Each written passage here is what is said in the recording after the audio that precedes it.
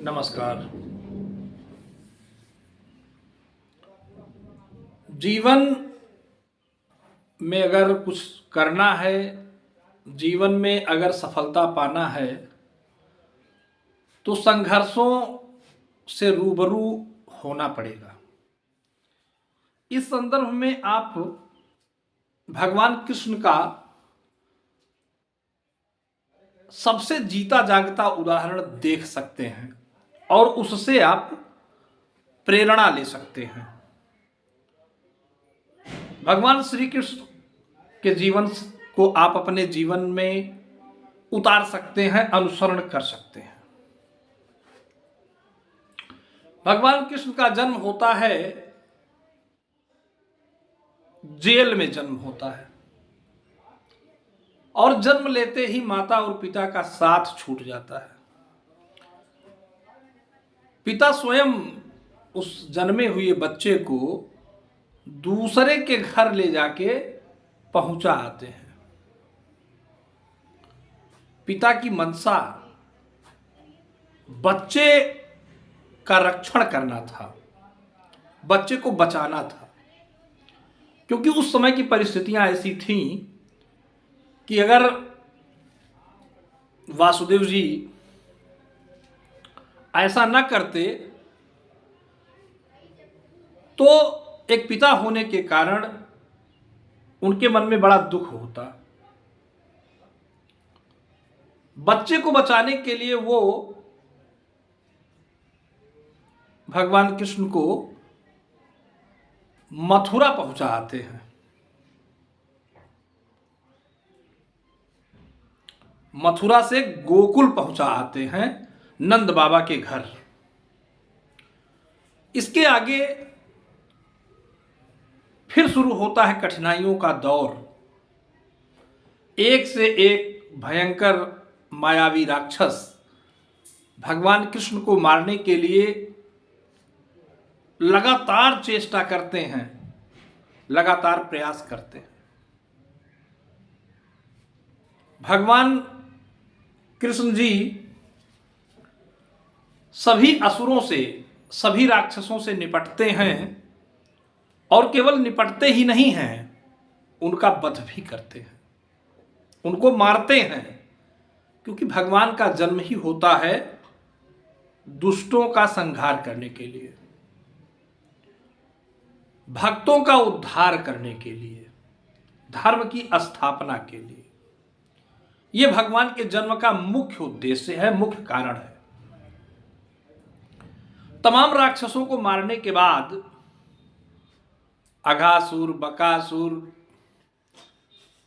तृणावर्त जैसे अनेकों राक्षसों को मारते हैं, कालिया को मारते हैं।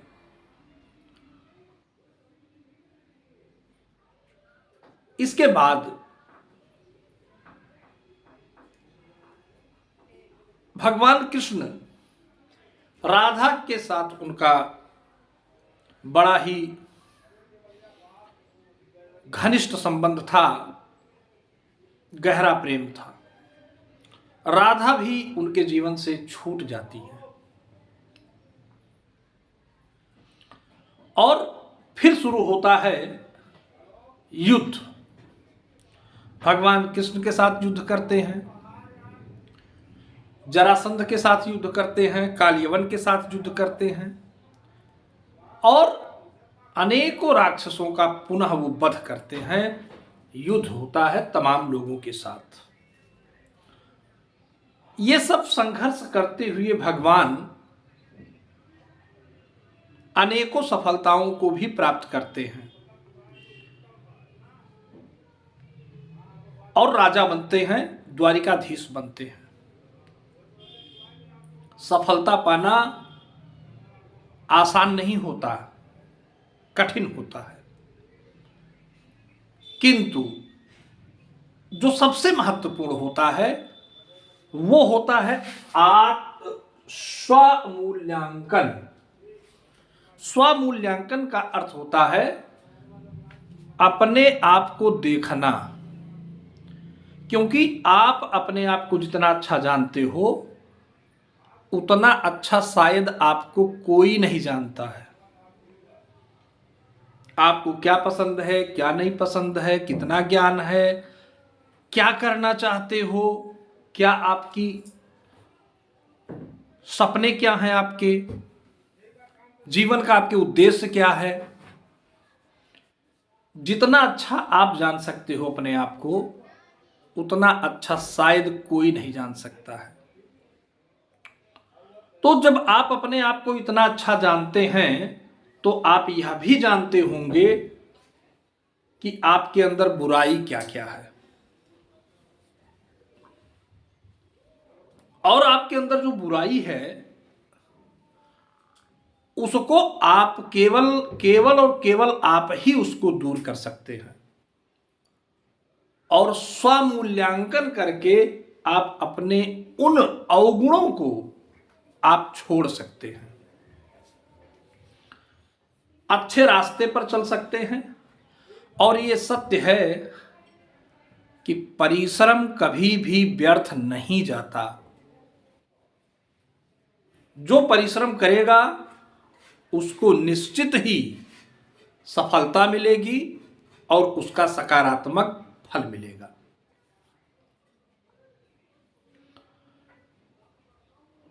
तो हम भगवान कृष्ण से सीखने की शिक्षा सीखने की प्रेरणा आपको देना चाहते हैं, और साथ ही साथ अपनी कमियों का स्वमूल्यांकन के द्वारा कमी को दूर कीजिए। अपने जीवन में सकारात्मकता और धैर्य दोनों की बड़ी ही प्रबल आवश्यकता है, इसको शामिल कीजिए। फिर देखिए कि आपको निश्चित रूप से सफलता मिलेगी और आपके सारे कार्य बनेंगे। हाँ, एक बात सबसे महत्वपूर्ण है, वो ये कि कभी भी अपने चेहरे को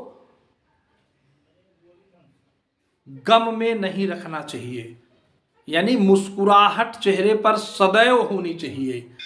यह आपके विजय के लिए बहुत जरूरी है, और यहीं से आपके विजय का रास्ता खुलता है। नमस्कार।